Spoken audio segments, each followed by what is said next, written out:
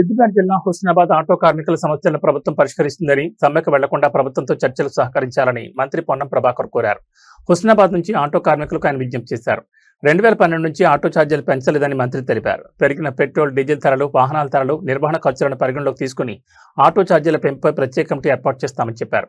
కమిటీలో ఆటో కార్మికుల ప్రతినిధులు, రవాణా శాఖ అధికారులు, సంబంధిత వర్గాలను భాగస్వామ్యం చేసి సమగ్రంగా చర్చించి న్యాయపరమైన నిర్ణయం తీసుకుంటామని తెలిపారు. ఆటో కార్మికుల సంక్షేమం కోసం సంక్షేమ బోర్డు ఏర్పాటు చేయాలని కేబినెట్ నిర్ణయం తీసుకుందని మంత్రి వెల్లడించారు. దీనికి అవసరమైన విధి విధానాలు రూపొందించి బోర్డును ఏర్పాటు చేస్తామని చెప్పారు. హైదరాబాద్లో కాలుష్యాన్ని తగ్గించడంతో పాటు ఆటో కార్మికులపై ఆర్థిక భారం తగ్గించేందుకు పెట్రోల్, డీజిల్, గ్యాస్ ఆటోలను ఎలక్ట్రిక్ ఆటోలుగా మార్చే రెట్రోఫిట్మెంట్కు ప్రోత్సాహం అందిస్తామని తెలిపారు.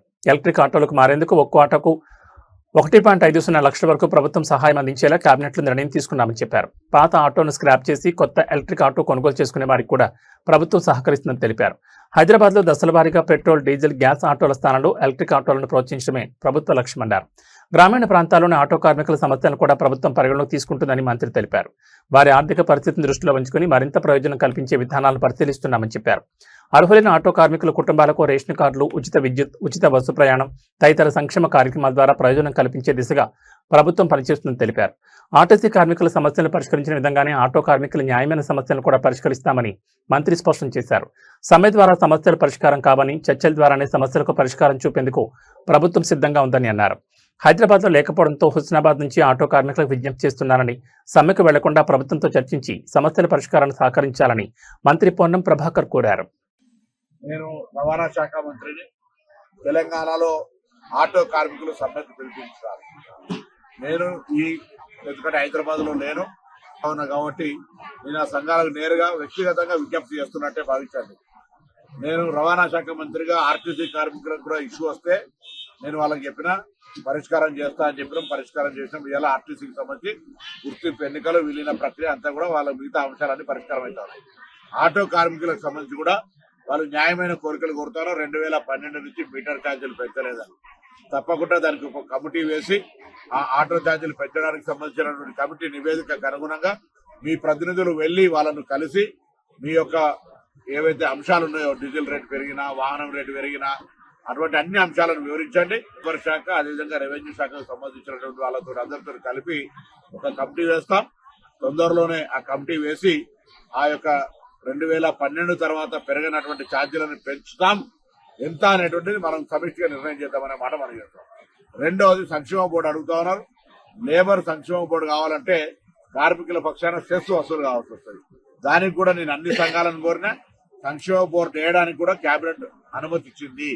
దానికి సంబంధించిన విధి విధానాలు చేసుకోవడమే కాబట్టి ఆ సంక్షేమ బోర్డు కూడా వేస్తామనేటువంటి మాట నేను ఈ సందర్భంగా కోరుతాను.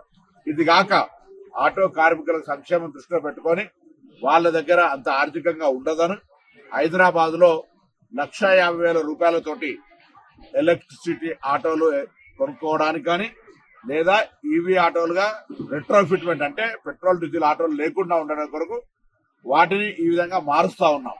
అది కాక స్క్రాప్ చేసుకుంటే కూడా కొత్త ఆటో కొనుక్కోవడానికి సహకారం చేస్తా ఉన్నాం. ఆ విధంగా హైదరాబాద్ లో ఎక్కడ కూడా డీజిల్, పెట్రోల్, గ్యాస్ ఆటోలు ఉండొద్దని, ఈవీకి కన్వర్ట్ చేసుకోవడానికి వాళ్ళ దగ్గర ఆర్థిక స్తోమత ఉండదని 1,50,000 రూపాయలు ఇస్తున్నాం. కాబట్టి దయచేసి ఎక్కడైనా సరే ఆటో కార్మికుల సంక్షేమానికి ప్రభుత్వం కట్టుబడింది.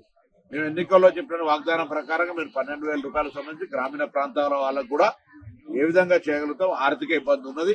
మీ అందరూ కూడా గ్రామీణ ప్రాంతాల్లో రవాణా సరఫరాకు సంబంధించి కష్టపడేటువంటి వాళ్ళు, మీ జీవితాల్లో కూడా న్యాయం జరిగే విధంగా ప్రభుత్వం ఆలోచన చేస్తూ ఉంది.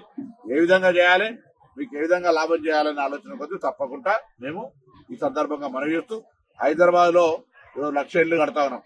ఇటు ఆర్టీసీ కార్మికులతో పాటుగా ఆటో కార్మికులు కూడా వాళ్ళు అప్లై చేసుకుని వాళ్ళకు అంత పెద్ద విలువైన స్థలాల్లో కట్టే ఇళ్లకు అర్హులు కావచ్చని మేము కోరినాం.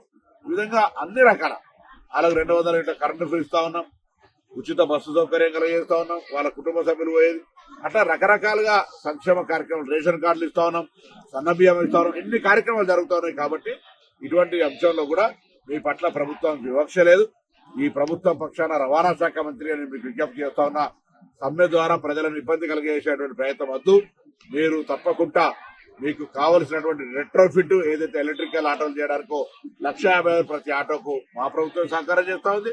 అదేవిధంగా 2012 తర్వాత పెరిగినటువంటి రేట్లను పెంచడానికి కమిటీ వేసి పెంచుతాం ఎంత అనేది మనందరం కూడా కలిసి నిర్ణయం తీసుకుందాం.